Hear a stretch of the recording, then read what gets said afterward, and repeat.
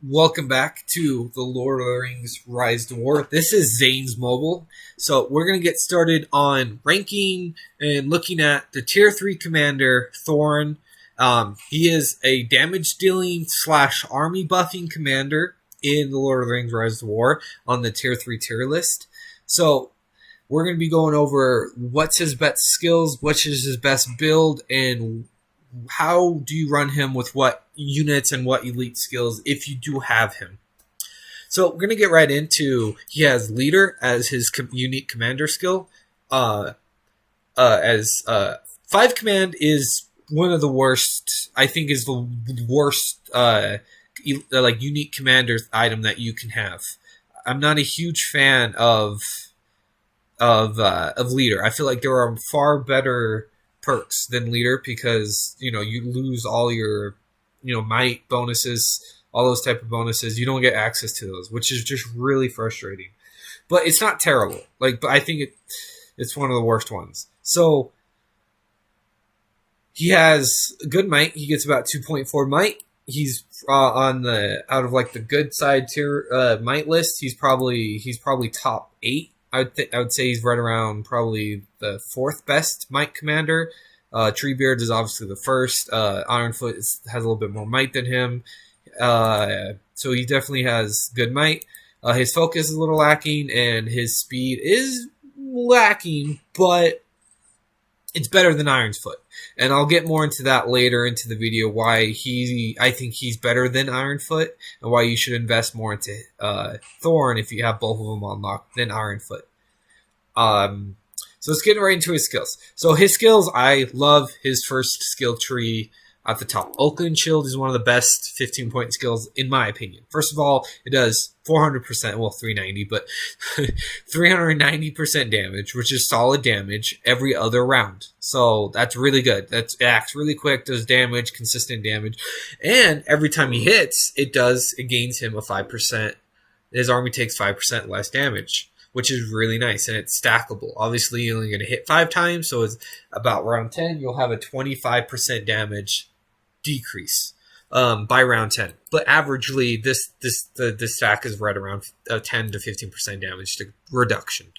Then you're going to get Deliberate Strike, which is really nice. I like it. I think the odds of it is really low. You're hitting for right around 50% average, which isn't as good as Whirlwind. Whirlwind is obviously a fantastic skill. Obviously, you could hit harder than it's basically like Whirlwind, but a little bit better, but a little bit worse depending on your luck.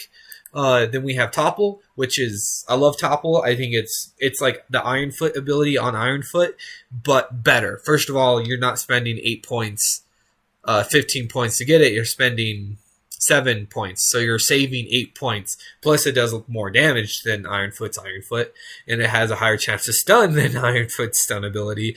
Yes, it doesn't have Rush, but I would take this. I'll switch this out for Ironfoot. I would have this over Ironfoot ability any day of the week and not pay the point cost. The next skill you're going to have for him is King of the Mountain. It's going to do about 210% damage, if I believe, and then 15 armor every time it hits, which is very nice. Plus, it gives you your Dwarvens a little bit of HP, which you're going to need for a damage build commander. And then you're going to put another 7 points into Dwarven Grit, which is your first first 4 skills of damage will be 50%, which is really good because round 1, nothing happens really besides normal battle stuff. Round 2, you hit for Oakland Shield and you hit for King of the Mountain. Round 3 happens, you'll hit for a Deliberate Strike and Topple, and then that will burn this up. Don't put a single point into that. You want to dump all your extra points either into King of Dwarven Folk if you want to reduce the damage, or you could put a little bit of Longbeard. What I do is I put 5 points into this. I max these out, obviously, and I put a little bit into that just to have that 5%, because I'm one of those weird guys who likes having it even. But you could obviously put more into that or put more into Longbeard, depending on which one you like most, and just put your extra points basically into Durin's Folk. His other build is buffing his troops with Inspiration and Frightened and stuff, but there's a lot of commanders out there that are running stun immunity, so the Frightened isn't as effective anymore, and Parry is just 2% each, which the value of the skill point isn't as good. And you like this is 3% for every skill point, which I do like. I don't recommend his army damage buff where he relies on his army. I don't recommend that, especially with the new elite skills. So let's get right into. Let's just first tell you guys he is better than Ironfoot. I fought Ironfoot last seasons, fought quite a few of them, even welled out ones, and he consistently performed better, if not way better, depending on the level of Ironfoot, of course. Of course, I have him at like an average level where he has good equipment, but he's not fantastic. He's at rank 5. He's not like a golden, tier 3. You know what I mean? He's not going to do. You know what I mean? So he outspeeds Ironfoot, which I really like. Allows him to do more damage faster. He does less damage than Ironfoot, but where he does less commander damage, he does, obviously, troop resistance, which makes him a fantastic commander. What Ironfoot struggles is, your commander's damage is based off your army's HP. If your army just loses half of its health by round 3, and you're starting to hit, with Ironfoot, with his signature ability is the whirlwind all in, and you have half your army gone, that's a considerable amount of damage negation from your army HP. Your commander damage is tied to your army HP. I don't know the exact numbers, but I know it starts dropping pretty quick after about 80% of your army's lost. So when you lose 20% of your army, I think it starts reducing your damage, if not right away. I notice a big difference when it gets to about 80%. Well, not a big difference, but I notice it lowers. So he covers the weakness of Ironfoot by buffing his army damage resistance, which is really nice. But he's also acting before Ironfoot and doing damage to Ironfoot if you fought an Ironfoot, which is lowering the HP of the army of the Ironfoot, Ironfoot's army of during Ironfoot, by the way. And he just does better, and I think he's the better one. The part that you're going to struggle with is getting points for him. Obviously, if you could get those chests or anything, like in the special seasons or anything, or you throw some money out and get the season 1 tiers, he's a season 2, a tier 3 commander. So it's hard to get the materials you need for him over Ironfoot. It's the reason why my Ironfoot is rank 6 and he's rank 5, is because Ironfoot is obviously easier to get materials for an upgrade. He does struggle on the upgrade side, but he does have a good variety of equipment. The type of equipment I would recommend is obviously Might. Obviously, I have him at just reducing the damage even further, increasing the army's HP, all that stuff. And then Jorvin's thing. Concussion is debatable, but I run it. It's fine. I like the army defense. I'm weird. I like seeing the big numbers. So let's go look at his elite skills and units that he would be running for his elite training. Like, what kind of elite units are you going to run? What's the best way to do him? What units are you going to use on him that are going to be best for him? So, obviously, I'm Lothlorien this season. I haven't played them. So, I've noticed Lothlorien is like one of the worst seasons to play, factions to play, because, God, they have the terrible map position, and they're scattered everywhere. It's terrible. But besides the point. So, the first unit that you're going to be running on Thorin, or any damage commander, really. This is good for any damage commander, but Thorin, you'd be running Guardians with Heavy Shield to reduce the damage by 20%, but it reduces their damage. But don't worry, your commander's the one doing the damage. You don't need them doing damage. You need them to just sit there and just be wall. They are the wall. Okay? They do not move. Okay? And then you're going to go into, you're going to max them out, get them to the max you can. You're going to use a lot of them, pretty much all of them. You're going to use 50 command of Cavaliers with Rise Up. It does buff your commander, army. Now, commander's army, commander and army gain a 15% when it's comprised of 3 different races. Okay, you run these guys, just 50 of them with Rise Up, all the way upgraded, and then you grab 100 Sentinels and you throw them in there.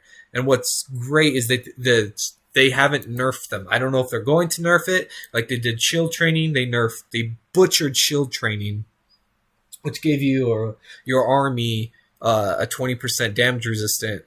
If you had 2 of them on there, to 40% damage resistant. But with these guys, they butchered it where if that unit dies, they no longer grant the buff anymore. So, but Rise Up, it still grants the buff even if they die. So I don't know if they're going to change that as of right now. They haven't. So hopefully they don't do it, because that would suck. It would suck. It would completely break the good side's elite skills. So Rise Up gives another 15%. So now your commander is going to be doing 30% more damage, as well as your guardians are going to be doing about 10% more damage without the because of the 20% heavy shield training. But the 30% damage increase helps a lot, and it stays. But it also keeps your army alive too, because these guys are going to be doing more damage, and you're going to have basically all of them as it. So you're going to be having a lot of HP with all your HP perks, and they're going to be general tanky, because guardians are tanky. They have the best skills against burn, against 50% chance to reduce 20% physical damage, all that stuff. It's good. So those are the units that you're going to want. Now, which rank him on my tier list? Is he a top tier commander? Is he a 10 tier commander? Is he a 10 out of 10, or is he a 1 out of 10? In my opinion, I would say he's a solid. I'd say he's a solid 8, maybe an 8.5. I definitely think there are better tier 3 commanders than him. I've definitely still been KO'd by Witch King.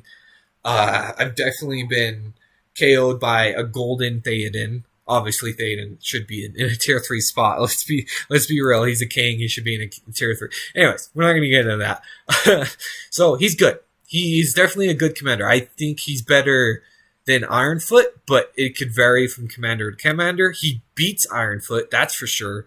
In my last season, I was beating up Ironfoots all the time. I even beat up a gold one. It was actually a draw, but that just shows you just how a little bit better he is than Ironfoot, because Ironfoot is really slow. And I know you could buff Ironfoot speed and stuff and get him faster, but generally people aren't buffing his speed. They're buffing his might and wit. So he's good. He's definitely 8.5 out of 10. He's not the best tier 3 commander. He's no Theoden, which isn't even a tier 3, but but he's not a top tier commander, but he's definitely a good commander. So if you guys get him and unlock him, I would say yes, invest your points into him. Don't scrap his stuff into Math of Metals. He's a commander that you want on your field. And what's even better is that he's good at rank 3. It's just when you start getting those extra points that you need to offload, you can't offload it because you'll just burn through your Dwarven Grit abilities if you try to put it into this. So it sucks when that happens. Try not to do that. Just leave it. Don't burn your Dwarven Grit abilities on a level 6 revivalist. You don't want to do that. So yeah, he's good. That's my video. Thanks if you like this video or have any arguments, be down in the comments. I regularly check them, and I like to debate in the comments as well. Sub if you want more content. I will be uploading content every other day. So thank you guys. You guys have a good one.